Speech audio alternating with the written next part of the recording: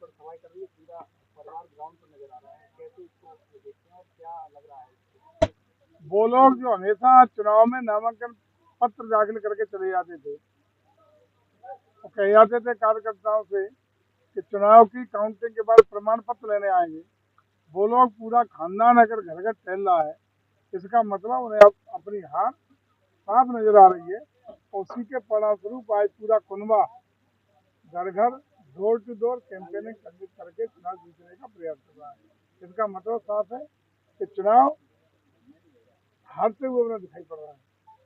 और भारतीय जनता पार्टी के पक्ष में आज एक वातावरण बना है, खास रूप से वो लोग जो अपने को एक जात विशेष पर एक अधिकार मानते थे, उस समाज ने भी आज निर्णय लिया है कि आदरणीय मुलायम सिंह यादव, जिन्होंने कन्यादान के रूप में अपनी बेटी को अनुजय जी के हाथों सौंपा था, हाथ पीले किए थे, आज उनकी आत्मा को भी कष्ट होगा तो उनके आने वाली पीढ़ी, उनके उत्तराधिकारी अपने मान पक्ष का भी सम्मान नहीं कर रहे हैं, उनको भी धता बताने का काम कर रहे हैं, उनकी भी आत्मा को कष्ट होगा।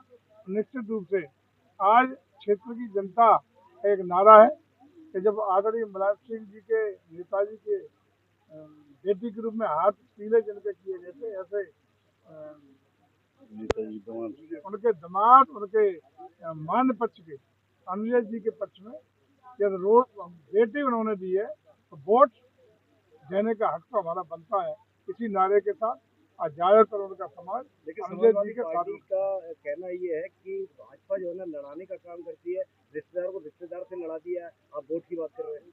अभी नहीं ला दिया, उन्हें शर्म आनी चाहिए इस बात से कि अनुजय जी की पत्नी जिला पंचायत की अध्यक्ष जब थी मैनपुरी जिले की, उस समय 2019 में उन्हीं की मुलायम सिंह जी की उसी भतीजी के खिलाफ उनको अपदस्थ करने के लिए उनके खिलाफ अविश्वास प्रस्ताव लाने का काम समाजवादी पार्टी ने किया था और बचाने का काम उनको जब उन्होंने अनुरोध किया भारतीय जनता पार्टी को तो उनको पद पर बरकरार रखने का काम, अविश्वास प्रस्ताव गिराने का काम, पद पर हिसाबत रखने का काम भारतीय जनता पार्टी ने करके जिनको वो कह रहे हैं कि हमारे रिश्तेदार हैं, तो उन्हें रिश्तेदारों को बचाने का काम भारतीय जनता पार्टी ने किया था। और तब से लेकर अनुजय जी कंटिन्यू भारतीय जनता पार्टी के नेता हैं और नेता के रूप में भारतीय जनता पार्टी ने ये बड़ा कदम उठाया है कि उनको जो लोग कहते थे कि यादवों के लिए भारतीय जनता को जगह नहीं है, यादवों को भी सम्मान देने का काम भारतीय जनता पार्टी ने किया है। समाजवादी पार्टी अक्सर कर आरोप लगाती है कि भाजपा जो है ना मुद्दों से भटकाने का काम करती है, ना तो रोजगार पे बात करती है, ना विकास पे बात करती है। हम तो विकास और रोजगार दोनों कर रहे हैं, तो इधर उधर की क्यों करते हैं? मैनपुरी में देख लो, अखिलेश जी का ही क्षेत्र है, जहाँ से वो एमएलए रहे, इन्हीं के क्षेत्र में जिसमें अपनी दावेदारी करते हैं कि मार्कंडे ऋषि के रूप में क्षेत्र जाना जाता है, ये चमन ऋषि के क्षेत्र के रूप में जाना जाता है। 5-5 करोड़ रुपए दे करके आज उसको सर्वांगीण विकास देने का काम किसने किया? मैनपुरी को ऑडिटोरियम म्यूजियम देने का काम किसने किया? मैनपुरी को 700 करोड़ की ऊपर की लागत का नया बाईपास स्वीकृत कराने का किस सरकार में हुआ है? मैनपुरी के सभी चौराहे आज बुलंदियों को क्यों छूते दिखाई पड़ रहे हैं? आज मैनपुरी का सर्वांगीण विकास दिखाई पड़ रहा है, जबकि लंबे समय से ये समाजवादी पार्टी के लोग, सीएफआई के लोग पीढ़ियों से जिस जिले को हत्याए हुए हैं राजनीतिक तौर पे, अब तक इनने क्या किया? बताएं जरा विकास की बात करते हैं। डिम्पल जी कह रहे हैं उसके भारतीय जनता पार्टी हमेशा परिवारवाद की बात करती है, लेकिन हमारे रिश्तेदार को हमारे खिलाफ उठा रहा है।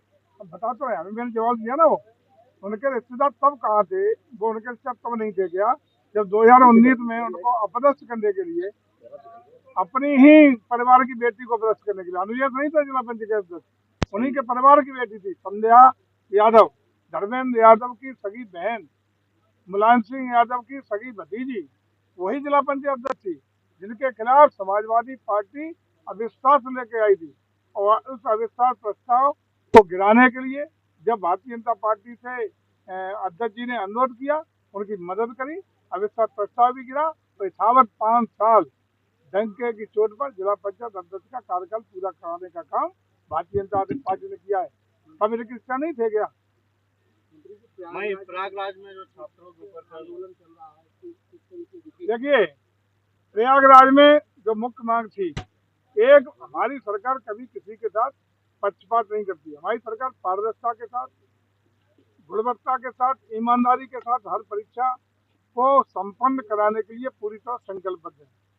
जो भी आंदोलन जिस बात के लिए हो रहा था, जो वास्तविक आंदोलन हो रहा था, जो वास्तविक बच्चे जो मांग कर रहे थे, 1 मिनट में माननीय मुख्यमंत्री ने स्वयं आक्षेप करके उनकी मांग को पूरा करने का काम किया है। आगे की मांग पर भी एक कमेटी का गठन किया गया जो उस पर अपनी रिपोर्ट देगी, तदनुसार कार्रवाई होगी। लेकिन अब आंदोलन वास्तविक बच्चे नहीं कर रहे, अब आंदोलन विपक्ष के लोग जानबूझ के प्रायोगिक तरीके से कराने का काम कर रहे हैं। भाई छात्रों का आरोप है एआरओ और आरओ की जो परीक्षा होनी है उसको अलग क्यों किया जाए, उसको भी एक ही पैटर्न में कराना है। उसके लिए हम लोगों ने रिपोर्ट आते ही तदनुसार जो भी न्यायोचित होगा, मैं बार बार कह रहा हूँ कि हम लोग पूरी तरह संवेदनशीलता के साथ, पारदर्शिता के साथ, गुणवत्ता के साथ सभी छात्रों को न्याय मिले, किसी के साथ कोई किसी के हक पर डाका न डाल पाए, कहीं किसी के साथ पक्षपात और अन्याय न हो पाए, ये व्यवस्था पारदर्शिता गुणवत्ता के साथ करने के संकल्प के साथ प्रदेश सरकार तत्पर खड़ी है। किसी भी छात्र के हितों को आघात नहीं पहुंचने देंगे, ये हम आश्वस्त करते हैं। 9 सीटों पर उपचुनाव है, लगातार सभी सीटों पर पार्टी भी दमखम से लगी है, क्या परिणाम आने वाले दिनों में? 9 की 9 सीटें भारतीय जनता पार्टी जीतने जा रही है। करेल पर पहली बार भगवा फहराएगा, कमल खिलेगा और भारतीय जनता पार्टी के प्रत्याशी के बतौर अनुजेश यादव जी यहाँ से एमएलए बनने जा रहे हैं।